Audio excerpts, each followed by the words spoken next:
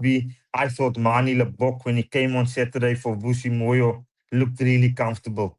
He was just like a conductor in a classical orchestra, moving the ball Mm. from side to side, side to side. And he's people were doubting and asking questions about playing second division in Japan, what effect it will have. Clearly, we can see no effect. Um, really good rugby player. The pass over the top to Kurtley Arnesen. I Beauty. wish we could show the clip, Ruckus. It's not the pass that is the trick. It's the double pump of the hands from Mani Lebok. He gets the ball double pump. What the double pump does is Mm. it allows the defender to come up, and the defender makes the decision for Mani where to go with the ball. And that is what I love about Mani Lebok's skill set. He double pumps square shoulders to the attacking line, front line, but having the understanding if the decision goes to, if the defender goes to the outside, he drops the ball short and is straight through.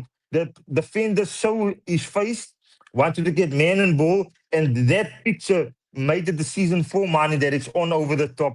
And that type of skill set that we need to appreciate of Mani, that he is one in a million that can really move the ball laterally, and he's probably the only flyer we have with that unique ability. I know we're really quick to criticize on other stuff, but I thought Mani was really good. His kick for touch again this past weekend, instead of 10 meters, got us 5 meters, then we could drive. Another player that I thought was outstanding Saturday, and at Loftus, Kobus Wisse.